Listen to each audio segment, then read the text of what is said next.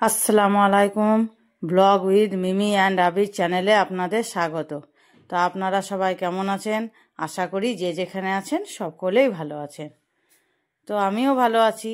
তো চলুন আর বেশি কথা বাড়াবো না। তো চলুন আমি যেটা করব সেটা দেখাই। আজকে আমি করব এঁচোড় চিংড়ি, সেই রেসিপিটা আপনাদের সঙ্গে শেয়ার করব। তো চলুন সেটাই দেখাই। তো এঁচোড় তো নিয়ে চলে এসছেন বাজার থেকে। তাই এঁচোড়টা কতটা সুন্দর দেখুন, একদম কচি এঁচোড় আর খুবই ভালো, একদম টাটকা ফ্রেশ। তো এটা এবার কেটে নেব। তো হাতে একটু সরষের তেল লাগিয়ে নিলাম। তো বটিতেও একটু সরষের তেলটা লাগিয়ে নিয়েছি। তার আমি একটা গামলায় করে পানি নিয়ে নিয়েছি। তাই দেখুন কতটা আঠা বেরোচ্ছে। তো এটা আমি কেটে নেব। আর কেটে নেওয়ার সঙ্গে সঙ্গে এটা আমি পানিতে ডুবিয়ে দেব, তাহলে কি হবে, বেশি আঠাটা হাতে লাগবে না। এবং বটিটাও একবার করে নিলাম, হাতে করে মুছিয়ে নিলাম, তাহলে কি হয়, তাহলে আঠাটা অতটা চেপটে যাবে না, সঙ্গে সঙ্গে উঠে চলে আসবে। আপনারাও যখন এঁচোড় কাটবেন আপনারাও এইরকমই করবেন। তো আমি ভালো করে মুছে নিচ্ছি পানির সাহায্যে। তাই এঁচোড়টা খুবই সুন্দর ছিল, বললাম আগে একটা এঁচোড় এনেছিলেন, ওটা ভালো ছিল না, এটা খুবই ভালো, একদম টাটকা ফ্রেশ। তো এটা আমি এবার ছোট ছোট করে কেটে নেব এঁচোড়টা। আর এঁচোড় চিংড়ি রেসিপিটা দেখবেন খুবই ভালো লাগবে। এঁচোড় চিংড়ি খেতেও খুব ভালো লাগে, আর আমি খুবই সহজ পদ্ধতিতে আপনাদের শিখিয়ে দেব। তো আর একটু কেটে নিলাম, আবার পানিতে ডুবিয়ে দিলাম। দেখুন এটা আমি এবার ছোট ছোট করে কেটে নেব, পিস পিস করে নেব, তাহলে কী হবে, ছালটা ছাড়াতে তাড়াতাড়ি হয়ে যাবে। এটা ছালটা ছাড়াচ্ছি, কিন্তু মনে হচ্ছে যে আর একটু পিস পিস করে নিই, তাহলে আরও সহজ হয়ে যাবে ছাড়ানোতে। তার জন্য আমি এরকম করে আরও ছোট ছোট করে কেটে নিচ্ছি আর পানির মধ্যে ফেলে দিচ্ছি। তো দেখুন এবার পিসটা তুলে নিয়েছি। তো এবার আমি এইভাবে ছাড়িয়ে নিচ্ছি খোসাগুলো। দেখুন কত সহজে ছাড়ানো হয়ে যাচ্ছে, আর দেখুন হাতেও একদম অতটাও আঠা লাগছে না।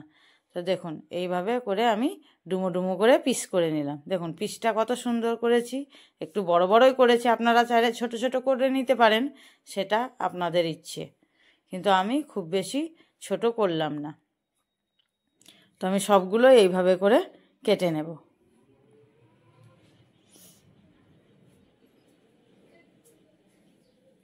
তো আমার কাটা হয়ে গেছে। এবার আমি প্রেসার কুকারে এটা দিয়ে দেব, একটু লবণ আর হলুদ দিয়ে, আর একটু পানি দিয়ে দেব, তাহলে কি হবে, তাড়াতাড়ি সেদ্ধ হয়ে যাবে। আর হাঁড়িতে বা কড়াইয়ে করলে অনেকটা দেরি লেগে যাবে। ঠিক আছে, তো আমার এঁচোড়টা সেদ্ধ হয়ে গেছে। তো আমি এদিকে কড়াইয়ে সরষের তেল নিয়ে নিয়েছি, গরম হয়ে গেছে। তো আলুটা দিয়ে নিলাম। আলুটা দেওয়ার পরে একটু লবণ আর একটু হলুদ দিয়ে আলুটা ভেজে নেব। তো আমি পুরো রান্নাটা সরষের তেলেই করব। আপনারাও চাইলে হয়তো সাদা তেলে করতে পারেন, কিন্তু চেষ্টা করবেন সরষের তেলে করার, কারণ সরষের তেলে টেস্টটা একটু বেশি ভালোই আসে। তো আমি একটু ভালো করে ভেজে নেব, খুব কড়া করে ভাজবো না, তাহলে একটু একটু লাল লাল করেই ভেজে নেব। দেখুন আমি উল্টে পাল্টে ভালো করে আলুগুলো ভেজে নিচ্ছি। তো একটু সময় ধরে ভাজবেন, আর খুব একটা হাই হিটে ভাজবেন না, মিডিয়াম টু লো আছে ভাজবেন, তাহলে কি হবে, ওপর থেকে তাড়াতাড়ি লাল হয়ে যাবে হাই হিটে ভাজলে। সেটা আপনারা নিশ্চয়ই বুঝতেই পারছেন। তো দেখুন আমার এটা ভাজা হয়ে গেছে, আমি এটা তুলে নিলাম। ওই তেলের মধ্যে আমি যেটা সেদ্ধ করে রেখেছিলাম এঁচোড়টা, সেটা দিয়ে নিলাম। আর এঁচোড়টা আমি খুব বেশি ভাজবো না, কারণ খুব বেশি ভাজলে শক্ত হয়ে যাবে। আমি হালকা করেই ভেজে নেব, আর খুব শক্ত হয়ে গেলে এঁচোড়টা খেতে ভালো লাগবে না। আর এঁচোড়টা এখন সফট আছে, খুব সুন্দর লাগবে, একদম মুখে মিলিয়ে যাবে এঁচোড়টা রান্নার পরেও। আর তাই বলছি বারবার করে বেশি ভাজবেন না, আর ভাজার সময় একটু আঁচটা কমিয়েই ভাজবেন। তো আমার ভাজা হয়ে গেছে। তো ওই তেলের মধ্যে আমি আর একটু তেল দিয়ে নিলাম। এবার চিংড়ি মাছগুলো ভেজে নিচ্ছি। আর চিংড়ি মাছগুলো ভাজার সময় একটু লো আঁচেই ভাজবেন, নাহলে লাল হয়ে যাবে, শক্ত হয়ে যাবে, তখন ভালো লাগবে না চিংড়ি মাছগুলো।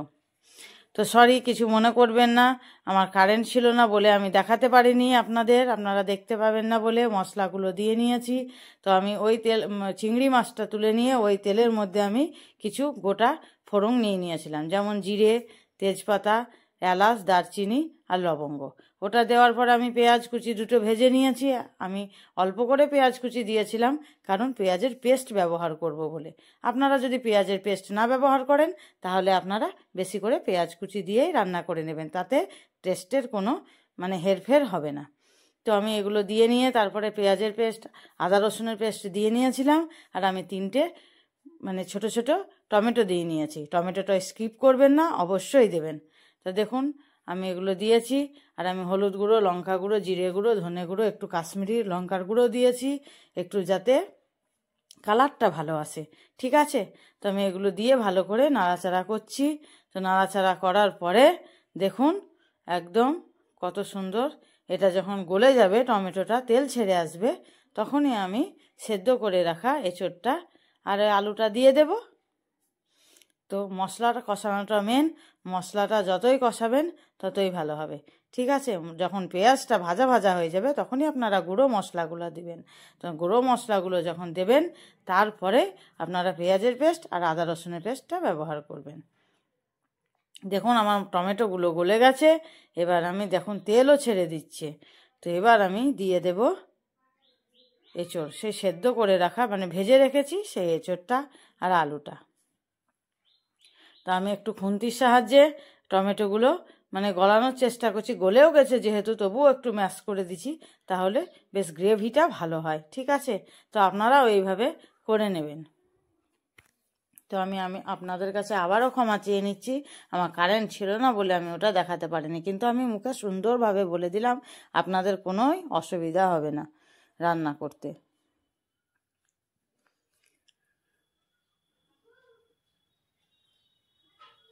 দেখুন মশলাটা কত সুন্দরভাবে কষাচ্ছি, আমি কতক্ষণ ধরে কষাচ্ছি। আপনারাও পারলে ততক্ষণ ধরে কষিয়ে নেবেন। আর আঁচটা একটু মিডিয়াম আঁচে রাখবেন, মিডিয়াম টু লো আঁচে রাখবেন, খুব হাই হিটে করবেন না, তাহলে মশলাগুলো পুড়ে যাবে, তাহলে ভালো লাগবে না। আর মশলা পুড়ে গেলে টেস্টটাই নষ্ট হয়ে যাবে। আর আপনারা যদি কাশ্মীরি লঙ্কার গুঁড়ো হাতের কাছে থাকে তো দেবেন, আর যদি না থাকে দেবেন না। আমার ছিল তাই দিয়েছি, কারণ কালারটা ভালো আসবার জন্য, তার জন্যই আমি দিলাম।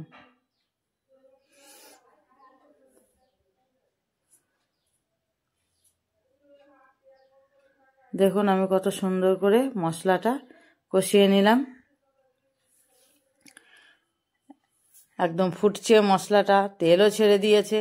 এবারে আমি এঁচোড় আর আলু আর চিংড়ি মাছগুলো দিয়ে নিয়েছি। তো সবের শেষে আমি দিয়ে নিচ্ছি ধনেপাতা কুচি। আর সবের শেষে আর একটা জিনিস দেব, এটা হচ্ছে 1 চামচা গাওয়া ঘি। এটা আপনারা অবশ্যই দেবেন।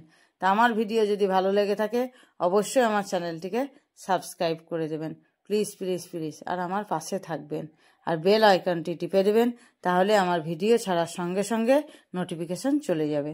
তো দেখুন এঁচোড় চিংড়িটা কত সুন্দর হয়েছে, একদম কত লোভনীয়। তাহলে আমি যেভাবে বললাম আপনারা সেইভাবে একদিন বানিয়ে খাবেন, দেখবেন আপনাদেরও খুবই ভালো লাগবে। দেখুন একদম মনে হচ্ছে যেন অনুষ্ঠান বাড়ির মতো। তো আমি যেভাবে কত সহজভাবে আপনাদের শিখিয়ে দিলাম, আপনারা এইভাবেই বানিয়ে খাবেন, আর আমাকে জানাবেন যে আপনাদেরটা কেমন হয়েছে। আমাদেরটা খেতে দারুণ হয়েছিল, সবাই খুব প্রশংসা করেছে। তো আপনারা নিশ্চয়ই কালার দেখে বুঝতে পারছেন। তো সবাই ভালো থাকবেন, সুস্থ থাকবেন, আমি এটাই চাই। আর প্লিজ সবাই বেশি বেশি করে আমাকে কমেন্ট করবেন, আর আমার পাশে থাকবেন, আর আমার চ্যানেলটিকে সাবস্ক্রাইব করে দেবেন।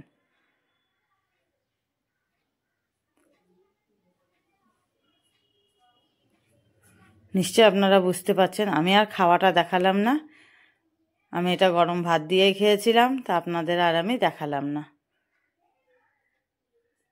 আমি রান্নাটাই দেখালাম, যাতে আপনারা খুব সহজভাবে রান্না করতে পারেন। দেখুন কতটা সুন্দর কালার এসছে। কালারটা শুধুই টমেটো দিয়েছি আর কাশ্মীরি লঙ্কা দিয়েছি তার জন্যই।